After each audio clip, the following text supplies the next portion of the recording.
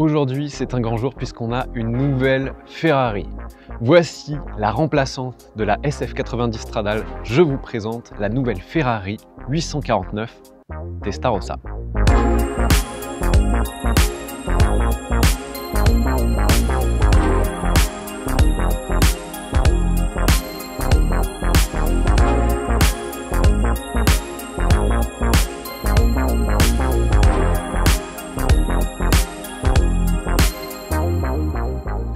Bienvenue sur World Supercars, moi c'est Thomas et j'ai l'honneur de vous présenter aujourd'hui en exclusivité mondiale cette nouvelle 849 Testarossa.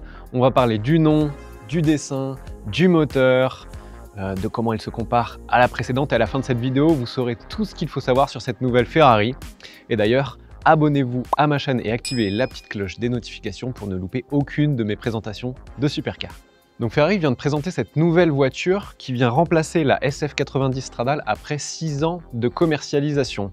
C'est une berlinette, une super sportive à moteur central arrière et elle se place désormais au sommet de la gamme Ferrari, mais juste en dessous quand même de la F80 qui elle n'est pas une super sportive mais une supercar si on veut respecter la nomenclature Ferrari. Commençons par le nom, Testarossa. Ferrari a été puisé dans plus de 70 ans d'héritage pour réutiliser ce nom qui est apparu en premier dans les années 50 sur la 500 Testarossa. Et Testarossa, ça veut dire tête rouge en français, ça décrivait la couleur du couvre arbre à cames de certains moteurs Ferrari, les moteurs de course les plus extrêmes à l'époque. Parmi les voitures qui portent ce nom mythique, on retrouve aussi d'autres voitures de course comme la 500 TRC, la 250 Testarossa, la 330 Testarossa et surtout, il y a eu la célébrissime et légendaire Testarossa de 1984. Pour ce qui est du 849, ça peut paraître un petit peu obscur au début, mais en fait, c'est assez simple. C'est une nomenclature qu'ils utilisent depuis au moins 30 ans. 8, c'est le nombre de cylindres et 49, c'est la cylindrée de chaque cylindre. Donc 490 cm3 par cylindre x 8, ça fait un V8 3,9 litres. Et donc vous l'avez compris, c'est un petit peu un sacrilège pour les amateurs de la Testarossa, la vraie, ou les vraies, les anciennes, puisque ce nom jusqu'ici, il était associé à un 12 cylindres atmosphérique, soit en V à l'avant, soit à plat à l'arrière. Et cette nouvelle Testarossa a bien un V8. Ferrari semble décidément nostalgique, puisque le dessin de la voiture est inspiré des prototypes de course Ferrari des années 70, notamment la 512S et la 512M. Elle a été dessinée en interne au Centro Stile Ferrari, qui est dirigé par Flavio Manzoni, et ils ont un petit peu révolutionné le dessin de la SF90 en lui donnant, je trouve, un petit côté rétro-futuriste. On a des lignes très géométriques, horizontales et verticales qui rappellent beaucoup les années 80, notamment la Testarossa dont elle porte le nom, et un petit peu à l'avant comme ça de 355, je trouve. On retrouve aussi des éléments de design Ferrari qu'on avait déjà vus sur d'autres voitures, notamment le bandeau noir à l'avant qui relie les deux phares qu'on avait aperçus sur la Dodici cylindrée et sur la F80. Donc on a un avant très plat, mais où toutes les ouvertures sont fonctionnelles, ça vous inquiétez pas, on va en reparler. On passe sur le côté, une face latérale qui est très verticale et une porte qui est d'apparence simple mais d'une complexité 3D assez inédite puisqu'elle intègre un canal aérodynamique à l'intérieur, ça je vais vous en reparler. Sur le côté, on a cette entrée d'air noire qui est contrastante avec le rouge de la carrosserie. Et en fait, on a une ligne de pli qui est très horizontale, qui se termine ici, dans un arrière à double queue. On appelle ça twin tail dans le jargon automobile. Pour moi, c'est vraiment ça, la signature visuelle de cette nouvelle Testarossa, qui est directement inspirée de la Ferrari 512S, un proto de course. Cet arrière qui remonte comme ça en double queue, il donne une perception de l'habitacle qui est assez loin, vue de l'arrière, et un arrière qui est très impressionnant, très large. On a les arches de roue arrière qui sont bombées comme ça au niveau des ailes. Moi, ça me rappelle un petit peu la Daytona SP3. On a un petit peu de F80 aussi. C'est magnifique. Un arrière qui est très ouvert. L'arrière est clairement construit autour des deux énormes sorties d'échappement rondes. Et en dessous, on a un immense diffuseur tout en carbone qui est très proéminent et très sculpté au milieu. Ça renforce vraiment le caractère arrière de la voiture. Autre élément de design qu'on a déjà vu chez Ferrari, ces feux arrière qui sont très fins, qu'on a déjà vu sur la Roma par exemple et aussi la nouvelle Amalfi si je dis pas de bêtises.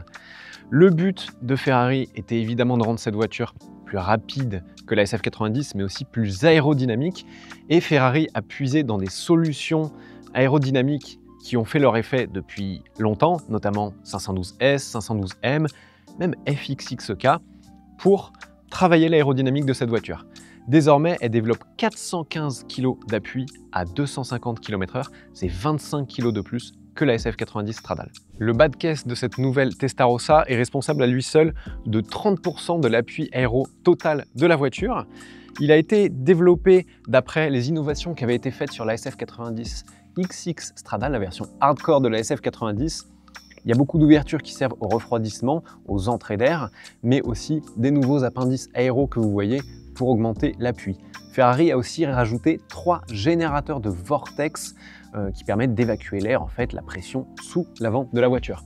Quand on voit sur le côté, c'est au niveau de la porte que l'aéro a été très travaillé, puisque ici on a un canal. La porte, c'est un seul panneau d'aluminium qui est comme ça moulé, et en fait ce canal amène ici de l'air, ici dans cette prise d'air, cette grosse prise d'air pour l'intercooleur, pour l'admission d'air moteur, et aussi il y a un canal qui amène de l'air vers les freins. Mais un détail que j'adore, que je trouve incroyable et que j'ai jamais vu sur notre voiture, c'est que Ferrari a même utilisé le carénage ici du capteur de parking à l'intérieur pour amener de l'air pour refroidir les freins. Si ça, c'est pas ingénieux.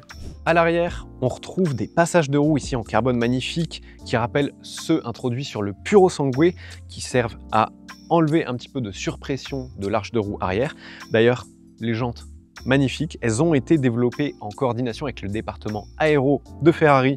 On a cette configuration Twin Tail, donc qui est de l'aéro passive, et ici un aileron qui se déploie, à peu près le même système qu'il y avait sur la 296 GTB. Par contre là, il est 2 kg plus léger, il se déploie en moins d'une seconde, et l'ensemble des deux systèmes permet d'avoir 100 kg d'appui aérodynamique à 250 km/h. Le plus gros de l'appui est généré par l'immense diffuseur en carbone. On a le même appui aérodynamique qu'avant sur la SF90, mais avec 20% de traînée aéro en moins. Avant de vous parler du moteur, des performances et de l'intérieur de cette nouvelle Testarossa, il faut que je vous parle du pack Assetto Fiorano. Comme sur la SF90 qu'elle remplace, cette nouvelle Testarossa peut être équipée du pack Assetto Fiorano. C'est une finition plus sportive de la voiture qui inclut des équipements qui ne sont pas disponibles en option sur cette finition d'origine. L'objectif de ce pack, c'est de maximiser les performances dynamiques et aérodynamiques de la voiture. Il va permettre d'une part d'économiser environ 30 kg via l'utilisation extensive de titane et de carbone, au niveau notamment des sièges et des jantes. Et on va avoir aussi quelques modifications esthétiques, notamment ce côté Twin Tail à l'arrière qui va être remplacé par de plus grands ailerons qui vont être fixes. Au niveau des suspensions, on n'aura plus les suspensions adaptatives mais des suspensions fixes, plus fermes avec des ressorts allégés. Et pour la première fois, la voiture en finition Assetto Fiorano pourra disposer du lift system, mais pour ça, il faudra garder les amortisseurs adaptatifs qui sont de série. Niveau moteur, c'est pas une révolution. Ferrari a fait évoluer le moteur de la SF90. On retrouve toujours ici très bas à l'arrière le V8 3,9 litres biturbo dans sa dernière version. La voiture est toujours une plug-in hybride. D'un côté, on a la trappe à essence et de l'autre, on a la trappe de recharge. Et donc, ce bloc thermique, il développe maintenant 830 chevaux, c'est 50 de plus qu'avant. Il est toujours associé à 3 moteurs électriques, 2 dans les roues avant, 1 sur l'essieu arrière, qui sont reliés à une batterie de 7,9 kWh qui est dans le plancher. Donc, c'est toujours une 4 roues motrice. Ce qui est important de noter, c'est que ce gain de puissance, il n'est pas associé à un gain de poids. Ferrari a fait appel à beaucoup de matériaux légers pour les composants du moteur, notamment au niveau des collecteurs d'échappement qui sont désormais en Inconel. Ils sont 20% plus larges, 10% plus longs, donc ça promet probablement pour la sonorité du moteur. Le défi avec ce nouveau moteur qui est plus puissant, c'est de le refroidir et de gérer la chaleur qu'il génère. Pour ça, vous avez vu à l'avant qu'il y a des ouvertures qui permettent de refroidir le moteur, les radiateurs, etc. Sur le côté, ici, cette prise d'air, elle contient 3 ouvertures. Il y en a une qui alimente, qui refroidit l'intercooleur, une qui alimente l'admission d'air moteur, et elle contient aussi un radiateur de refroidissement qui est beaucoup plus grand. C'est celui qui vient directement de la F80.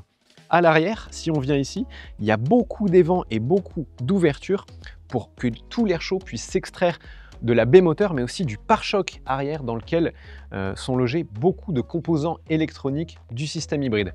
D'ailleurs, Ferrari s'est inspiré de la 296 GT3 de course pour mettre un bouclier thermique et mieux gérer cette protection thermique des composants électroniques. Donc 830 chevaux thermiques, 220 chevaux électriques, on a un total de 1050 chevaux sur cette nouvelle Testarossa. C'est énorme, c'est tout simplement la Ferrari de série la plus puissante de l'histoire, F80 mise à part. En mode tout électrique, elle peut quand même faire 25 km, c'est pratique et c'est politiquement correct. 1050 chevaux, c'est une hausse de 50 chevaux par rapport à la SF90 et seulement 30 chevaux par rapport à la SF90 XX Stradale. On pourrait se dire que c'est pas énorme, un saut de génération aurait pu attendre plus de puissance, mais en même temps, au-dessus de 1000 chevaux, rajouter encore beaucoup de puissance, ça devient complètement ridicule. C'est inutilisable dans la vie de tous les jours et ce qu'on veut quand on conduit une voiture comme ça, c'est du plaisir de conduite, de l'émotion. Et Ferrari semble avoir bien compris puisqu'ils annoncent avoir énormément travaillé le son moteur de cette nouvelle Testarossa pour qu'il soit d'une part plus volumineux, qu'on ait plus de son à toutes les vitesses et ils ont travaillé aussi la tonalité de ce son moteur, surtout dans les bas régimes et dans les mi-régimes. Par ailleurs, ils ont travaillé la pression dans la chambre de combustion du moteur pour qu'on ait une belle sonorité au lever de pied et ils ont repris et amélioré la stratégie de passage des rapports de vitesse qui avait été introduite sur la SF90 XX Stradale, des passages de rapports violents qui pétaradaient. Ils ont dit qu'ils ont fait encore mieux sur celle-ci et qu'apparemment ça devient incroyable à partir du mode race. Donc ça, j'ai vraiment hâte de le vérifier sur la route. Quand on parle de sensation de conduite, il faut forcément qu'on évoque le poids de la voiture. Ferrari parle de 1570 kg à sec, donc probablement autour d'une tonne 7 en ordre de marche. C'est sensiblement pareil que la SF90. Pour arrêter ça, Ferrari a aussi amélioré le système de freinage de la voiture. Derrière ces très belles jantes de 20 pouces qu'on a à l'avant et à l'arrière se cachent des nouveaux freins, toujours carbone céramique, mais ils sont encore plus grands, 410 mm à l'avant, 372 à l'arrière, donc on a des disques et des plaquettes plus grandes, et le freinage a surtout été amélioré à l'arrière, plus 15% de force de freinage, et on a notamment un nouvel étrier de freinage. La pédale de frein, c'est un brake by wire, ça veut dire qu'elle est connectée à un capteur électronique et non pas directement au système hydraulique qui pince les disques carbone céramique ici. Parce qu'évidemment, on a un système hybride, donc on a du freinage régénératif qui permet de renvoyer du jus dans la batterie.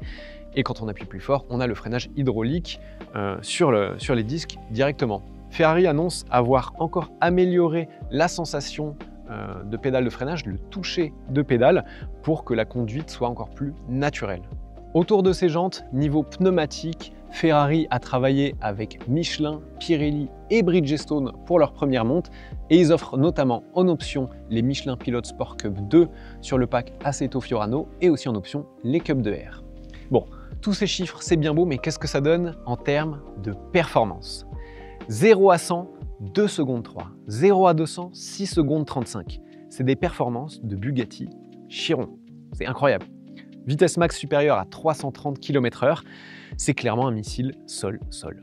1 minute 17 et 50 centièmes sur la piste de Fiorano, c'est 1 seconde et demie de mieux que la SF90 Stradale qu'elle remplace, mais ça reste quand même 2 dixièmes en dessous de la SF90 Stradale XX, qui est vraiment très orientée piste. La voiture évidemment dotée de toutes les dernières avancées technologiques et électroniques de Ferrari, ABS Evo, Slide Sleep, contrôle de 9e génération et un système de gestion intégré de toute l'électronique et de la dynamique de conduite qui s'appelle Five pour Ferrari Integrated Vehicle Estimator. Pardonnez-moi si je ne détaille pas tous ces systèmes, mais ce qu'il faut retenir, c'est qu'ils rendent la voiture plus rapide, plus facile à conduire vite, malgré une puissance et des performances qui relèvent plus du domaine de la balistique que de l'automobile. Bon, passons à l'intérieur de cette nouvelle 849 Testarossa.